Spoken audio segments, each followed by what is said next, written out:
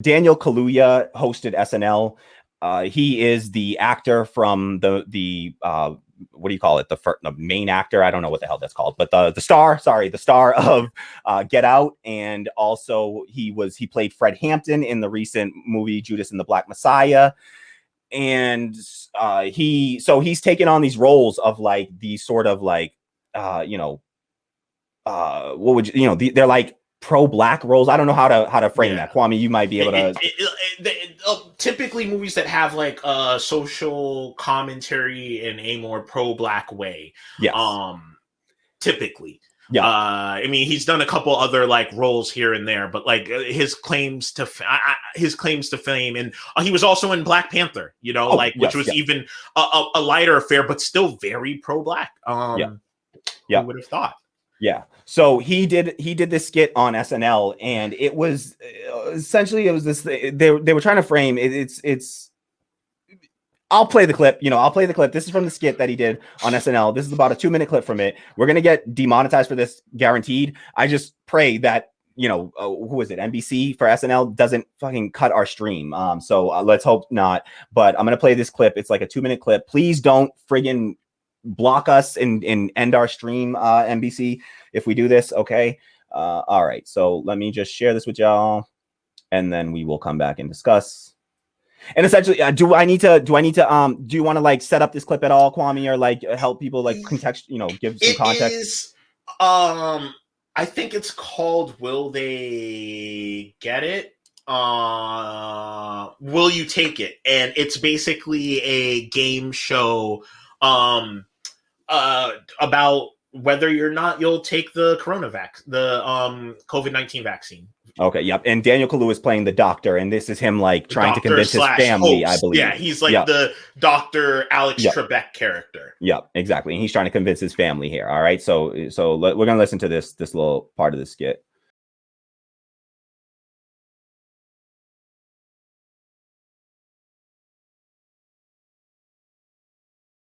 Major cringe. Yeah. What are your thoughts? Just hit me with your thoughts off the top. Just as a random aside, before we really get into the nitty gritty of it, that was like, even if you take out the anti-blackness and all of that stuff, that was not funny. What the hell is going on SNL? Where was like, what? But yeah, no, trash, unmitigated garbage, the gall of these people. The thing that, and SNL often falls into these kind of like lightly to less lightly anti-black tropes quite often, they'd taken a beating a while back when they made fun of the woman who had the situation with the Gorilla Glue incident.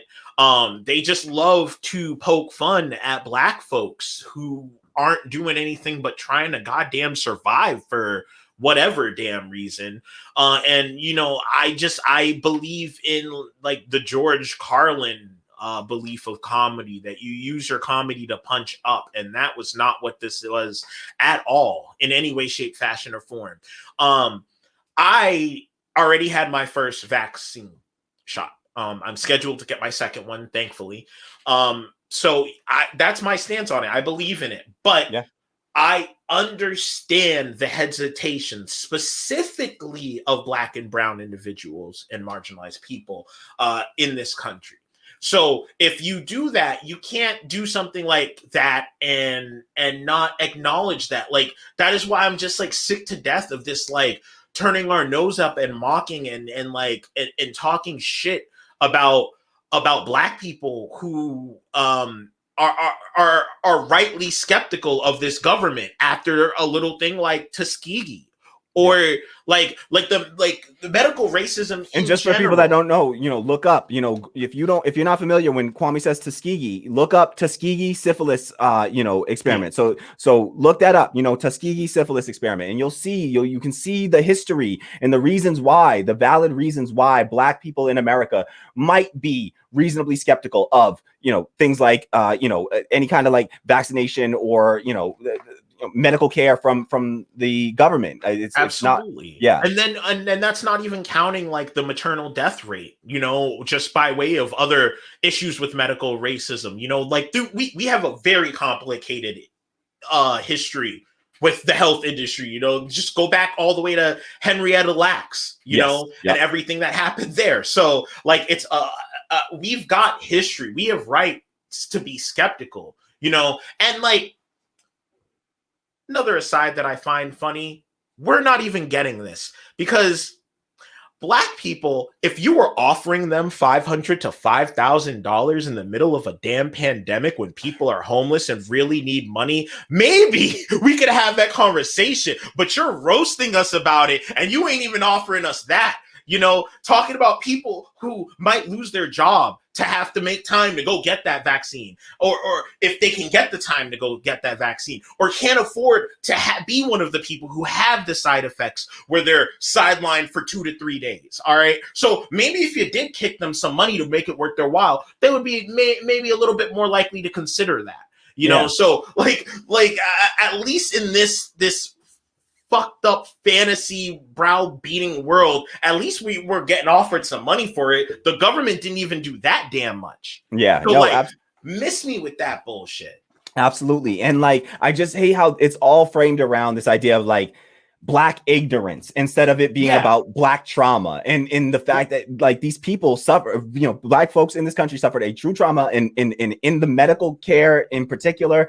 And we have, you know, this is, it's not ignorant to you know, be skeptical. It's actually, you know, there is some ignorance behind not having a healthy skepticism there, you know. And like Kwame said, listen, you know, as soon as I become, you know, eligible for the vaccine, I know the exact date. It is April 15th. I will be there. I will be signing up. I will be getting myself a vaccine. So that's my personal, you know, my personal belief. I just think now, let's be real. We also should be honest about the vaccine, because when you're not honest about it and you don't give people all the facts, then they have a reason to not trust you. They have a reason to be skeptical of you, because this vaccine, there's just been a case of a prime minister or president of a country. I'm blanking on it right now, but a prime minister or president of a country just contracted COVID-19 after receiving a vaccine in January. All right. So with these vaccines, we got to be real and be honest about it. They don't, you know, prevent you 100% from even contracting COVID-19. These vaccines, all of them, their purpose is to reduce the effects of COVID-19 if you happen to catch it. So it can turn a severe case into a mild or moderate case, right? So and that's beneficial. Let's be real, right? It doesn't make it so that you aren't incapable of spreading the disease. So you have to be real about these things. You can still spread it. That's still a danger there. But there is a, you know, so I just want to be real about these things, because people have, when you put certain information out there and then you change it, all of a sudden people rightfully do become a little bit, even, you know, you lose credibility with folks. So this is a situation where there is a historical precedent for some skepticism. And then, you know, we should just try to be honest and fully honest about what the efficacy of the vaccines are as well. And that they're not like, it doesn't mean that, you know, you're 100% protected from it, but it does mean that you are more likely to get, you're less likely to get a severe case of it. And so we just want to be honest about that.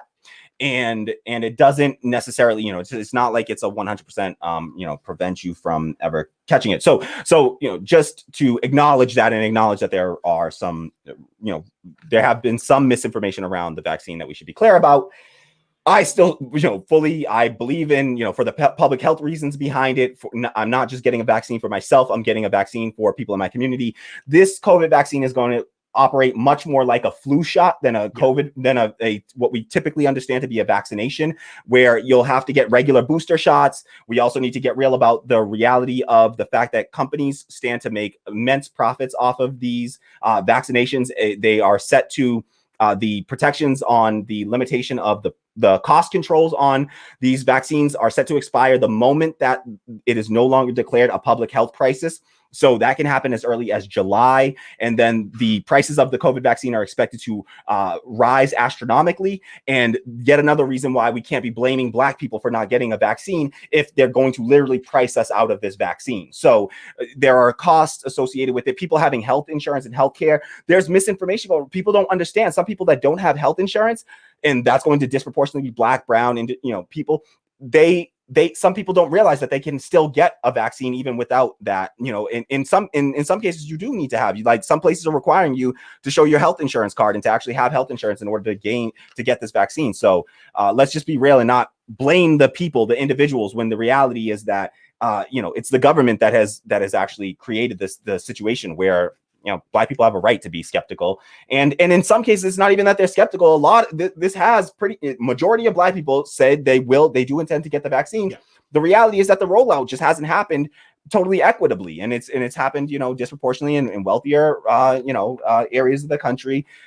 You know, there was like a wealthy neighborhood in Florida that got the vaccine before like any of, you know, back in like January they got vaccinated. So yeah, we got to acknowledge all this shit and fuck, you know, SNL for doing this stupid shit. And also it calls to attention to the fact that like Daniel Kaluuya is a British, you know, he's British, he's not American, and he you know, it's part of the, you know, it's part of the reason why I understand people having some qualms with him playing these characters that are like Fred Hampton, a Black American character, and not having a full understanding of the Black American struggle. So, and ironically enough, it's worth mentioning, you know, we had a similar, but on the complete opposite end of the spectrum, story from his action featuring his Black Panthers co-star, Letitia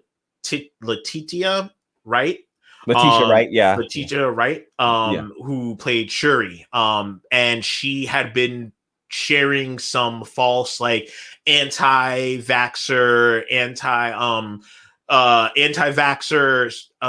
information from a source that was also somehow working in anti-trans rhetoric and transphobia into it. And eventually she closed down all of her social media because of the backlash. And, you know, at the time, you know, we did want to call out the anti-vaxxer nonsense and the you know, vetting your sources. You know, like maybe this one thing's okay, but if they have a large number of transphobia or other wild stuff on there, maybe reconsider your source, and definitely don't platform it if you're someone with a huge platform like Shuri from Black Panther.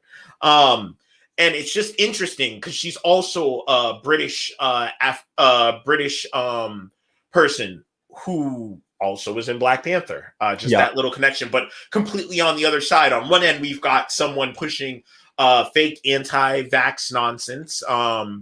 And on the other side, we've got someone browbeating people without any care to understanding why they might be skeptical. Exactly. And the thing about the SNL skits is that Daniel Kaluuya does have sort of editorial control. The way that they do the SNL skits is that when they have a guest host on, the writers pitch skits to the guest host, and they have the ability to you know, veto that and to just overrule and say, no, I don't want to do that. So Daniel Kaluuya absolutely does deserve some of the you know, the blame in this, because he does have that sort of editorial control as the guest host on SNL. And so, I mean, there's a whole bunch of people that should have caught this and not allowed this to move forward, because it's just you know, it's punching down. And how did they get 5 Black people to agree to do this freaking skit, man? Like, because it's 5 like well-off, you know, it's 5 liberal Black folks that are pretty well, because SNL is a liberal show. We got to be real. SNL is a totally liberal show.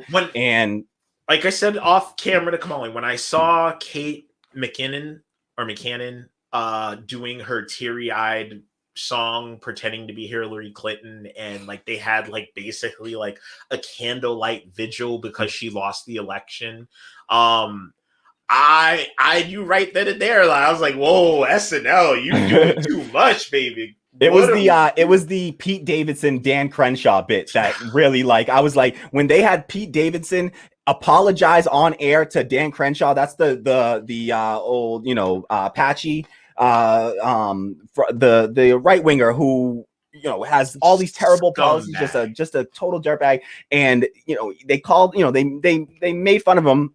And then they had to, you know, he turned around, and after he won his election, they you know, Pete Davidson went and apologized to him. No, you don't play that game and act like there's some righteous or morally, you know, respectable human being when they're just not. And so that was what completely did it for me. Where I was just like, fuck SNL all the way, 100%. So I haven't, rocked with them in any way since then, for sure. And they had already been wearing thin on me with just their they were people, they gained a lot of prominence during the Trump years because they were being anti-Trump. And there's a lot of people, even, almost, so many people can get behind that, making fun of Trump. But these are the same people that wouldn't actually substantively oppose them in any real way, and who are now supporting the person that is, continuing his policies and even making them worse in some ways.